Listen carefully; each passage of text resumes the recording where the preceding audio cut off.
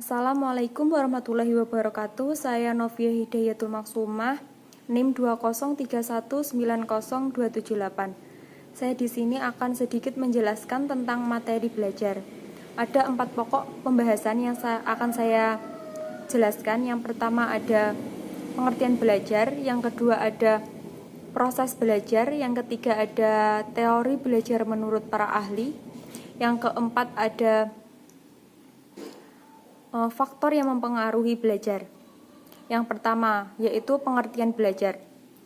Belajar adalah suatu aktivitas yang dilakukan oleh individu untuk memperoleh suatu konsep pemahaman baru berupa pengetahuan baru sehingga terjadi suatu perubahan individu yang baik, atau bisa juga terjadi perubahan yang buruk. Pengetahuan tersebut baik berupa tingkah laku, perbuatan, terus pengalaman, kekreativitasan, dan sebagainya. Dalam membentuk individu dengan karakter yang baik, maka diperlukan juga proses yang baik pula. Pembelajaran yang baik mengarah pada hal-hal yang bersifat positif. Proses belajar sebenarnya yang terjadi di suatu individu terjadi dalam kurun waktu yang lama atau berkelanjutan terus-menerus. Belajar tersebut dari mulai kita anak-anak, dewasa, tua, dan sampai meninggal, itu juga termasuk dalam proses belajar. Jadi belajar adalah suatu aktivitas yang tidak pernah hilang dari hidup kita. Kedua adalah proses belajar. Proses belajar merupakan suatu serangkaian aktivitas. Yang pertama yaitu niat individu atau tujuannya. Yang kedua, kesiapan individu. Yang ketiga adalah penyesuaian situasi. Yang keempat ada penafsiran situasi. Yang kelima ada respon berkaitan dengan proses belajar atau aktivitas belajar siswa. Yang keenam adalah hasil belajar. Hasil ini dapat berupa berhasil atau tidaknya siswa. Yang ketiga ada pembahasan teori belajar. Teori belajar menurut para ahli di sini saya akan menjelaskan ada 3 teori. Yang pertama ada behaviorisme, yang kedua ada kognitivisme, yang ketiga ada konstruktivisme. Teori belajar behaviorisme adalah suatu perubahan tingkah laku sebagai akibat dari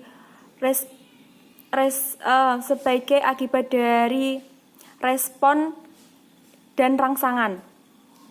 Jadi seseorang dianggap belajar jika adanya perubahan perilaku tersebut. Teori ini beranggapan bahwa hasil belajar lebih utama daripada proses belajar itu sendiri. Karena menurutnya hasil belajar itu bisa diamati dan ada berupa sesuatu yang dapat diukur. Sedangkan yang kedua ada teori kognitivisme. Teori ini beranggapan kebalikan dari teori behaviorisme, yaitu lebih menekankan proses belajarnya daripada hasil belajarnya. Teori ini mengajarkan siswa selalu aktif secara individu dalam belajar menemukan suatu pengetahuan.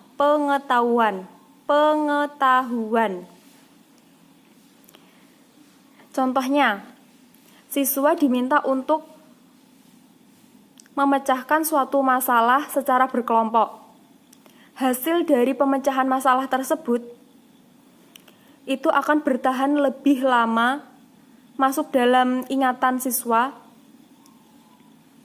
karena dicari oleh siswa itu sendiri.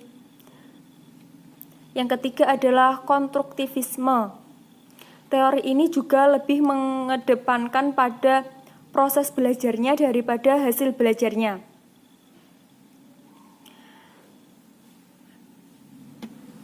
Teori ini mengajarkan siswa selalu aktif juga dan menemukan pengetahuannya sendiri, pengetahuan atau teknologinya sendiri. Sehingga siswa lebih kreatif, inovatif, dan imajinatif. Yang terakhir adalah faktor yang mempengaruhi belajar. Ada 2 faktor yang mempengaruhi belajar. Yang pertama ada faktor internal, yang kedua ada faktor eksternal. Faktor internal adalah faktor yang berasal dari individu itu sendiri, yaitu berupa kecerdasan, motivasi, kesehatan individu. Kesehatan ada yang berupa kesehatan jasmani dan kesehatan rohani.